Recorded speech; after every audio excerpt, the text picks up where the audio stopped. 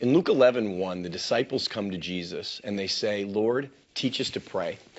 They'd walked with Jesus long enough that they were hungry for more. They were realizing there was more they could tap into. And they noticed that so much of what he walked in, so much of what he modeled came out of his prayer time. Very interestingly, in Luke 11:1, Jesus is actually off praying.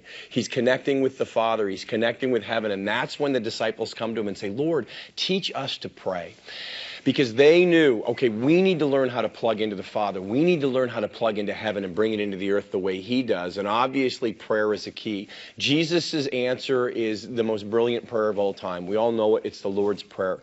But what's interesting to me is two elements I want to focus on today. One is the very first, when he says, pray like this, my Father who is in heaven. So it all begins from the declaration of restored relationship, that confidence of restored relationship.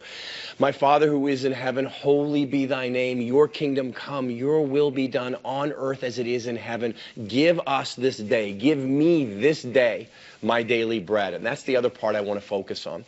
In that confidence of restored relationship that we begin every prayer with, we declare every prayer with, that I am a son, I am a daughter, I am highly favored, I am one that he loves, that he adores, that he will speak to, that he will speak through, that he will use, that he has made me a gate of heaven. In that confidence, there's also the expectation that, Lord, you have something for me this day. You have something for me in this hour, in this season, in whatever I'm facing. If I'm going through a glorious time filled with great grace, you have prayers of rejoicing for me. If I'm going through a challenging time, you have prayers of breakthrough for me. But in that relationship, the confidence of relationship, we come to God in prayer knowing no matter what situation we're in, what circumstances we're facing, he has something for us in this hour, in this day, in this season.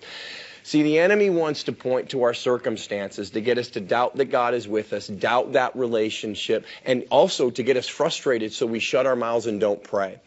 But why is that? I'll tell you why. It's because of James 5. Let me read this scripture to you out of James 5. James 5:16 says, the earnest prayers of a righteous person has great power and wonderful results. See, when we are righteous, when we are restored to right relationship with our Heavenly Father, when our thoughts are like his, when our heart is like his, then all of a sudden we have these powerful, powerful prayers.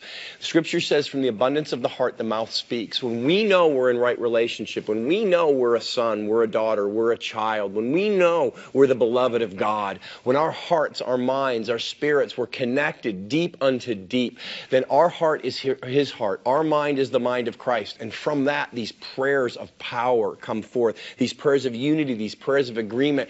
And not only do those prayers have great power, but Scripture says they produce wonderful results. Now, not all translations say that. That's out of the New Living, but it's my favorite because I love the word wonderful because of its literal meaning, full of wonder. If you want a life full of wonder, if you want to walk full of wonder, miracles, signs, wonders, if you want a life full of the wonders of intimacy with God, of downloading the kingdom into the earth, if you want a life that will cause people to wonder about your relationship with God and want to hear more, if you want a life so full of wonder that you become like a burning bush in the desert where many turn aside from the path that they've been on and say, I must know this flame that burns inside of you, I want you to know one of the secrets is a life of prayer. And it's the prayer the way Jesus taught his disciples, which includes you and me, to pray, starting everything from a declaration of restored relationship and always with the expectation that no matter what we're facing, no matter what we're dealing with, no matter what our circumstances or our situations, God has something good for us in this day and in this hour. So I bless you in this season to spend quality time with God where he teaches you to pray. Not because you have to perform for him, not because for any other reason, that he wants to draw you into deeper intimacy and from that place inspire your prayers to have great power and produce wonderful results. I bless you with that in Jesus' name, beloved.